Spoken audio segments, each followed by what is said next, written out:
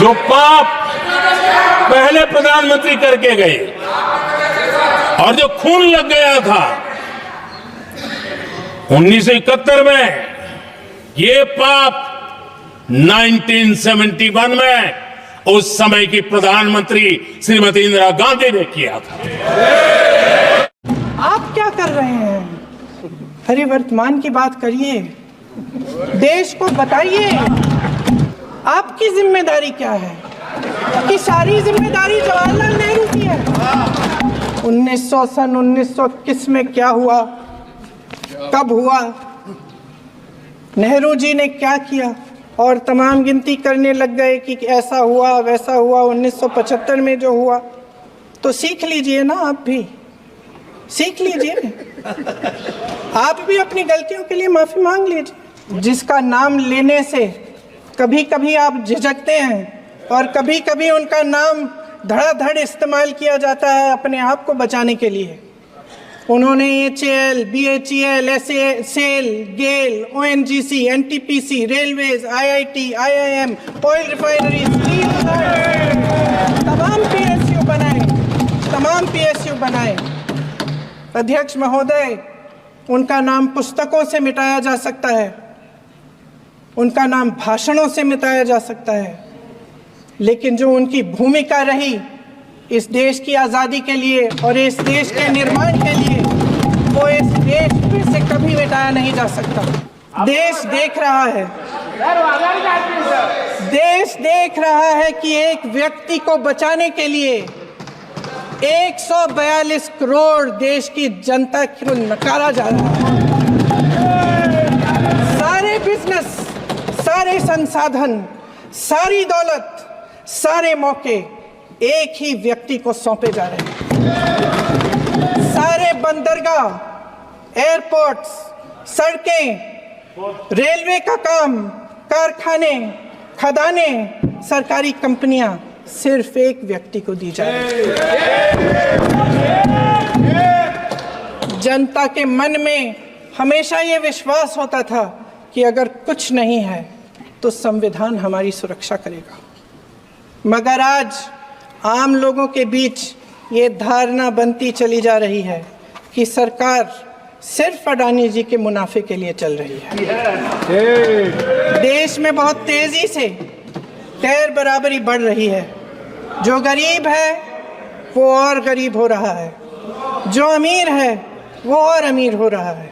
इस सरकार ने आर्थिक न्याय की भी सुरक्षा कवच तोड़ दिया है। मेरे सत्ता पक्ष के साथी आज खड़े हुए और तमाम गिनती करने लग गए कि ऐसा हुआ वैसा हुआ। 1975 में जो हुआ, तो सीख लीजिए ना, आप भी सीख लीजिए। आप भी अपनी गलतियों के लिए माफी मांग लीजिए। आप भी बैलेट पे चुनाव कर लीजिए, आप भी बैलेट पे चुनाव कर लीजिए। दूध का दूध, पानी का पानी हो जाएगा। आप राजनीतिक न्याय की बात करते हैं, सरकारों को पैसों के बल पर गिरा देते हैं। पूरी देश की जनता जानती है कि इनका, हंसती है, जानती है कि इनके यहाँ तो वॉशिंग मशीन है।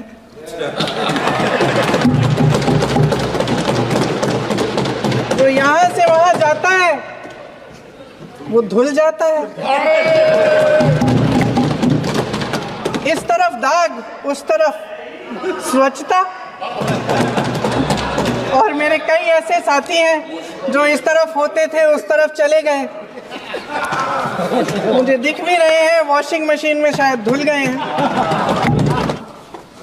प्रधानमंत्री जी यहाँ सदन में संविधान को की किताब को यूं माथे से लगाते हैं, लेकिन संभल में, हाथरस में, मणिपुर में जब न्याय की गुहार आती है, उठती है, तो उनके माथे पे शिकन तक नहीं आता।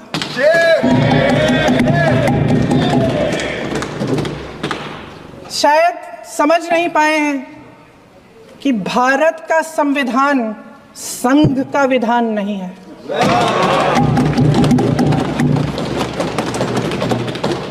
भारत के संविधान ने हमें एकता दी, हमें आपसी प्रेम दिया। उस मोहब्बत की दुकान जिस पर आपको हंसी आती है, उसके साथ करोड़ों देशवासी चले। करोड़ों देशवासियों के दिल में एक दूसरे के लिए प्रेम है, घृणा नहीं है। सत्ता पक्ष के मेरे साथी अक्सर 75 सालों की बात करते हैं, लेकिन इन 75 सालों में ये उम्मीद, आशा, ये अभिव्यक्ति की ज्योति कभी थमी नहीं, कभी बुझी नहीं। इस देश की जनता ने खुलकर आलोचना की, निडर होकर धरने किए, प्रदर्शन किए। जब जब जनता नाराज हुई तब तब सत्ता को ललकारा, उसे चेतावनी दी, बड़े से बड़े नेताओं को कटघरे में खड़ा किया, उनसे जवाब मांगा, न्याय मांगा। इस देश के छोटे छोटे से नुक्कड़ की दुकानों में, चाय की दुकानों में, इस देश के घरों में, गलियों में, मोहल्लों में, अखबारों में, प्रकाशन घरों में, न्यायपालिकाओं में चर्चा कभी बंद नहीं हुई। लेकिन आज ये माहौल नहीं है।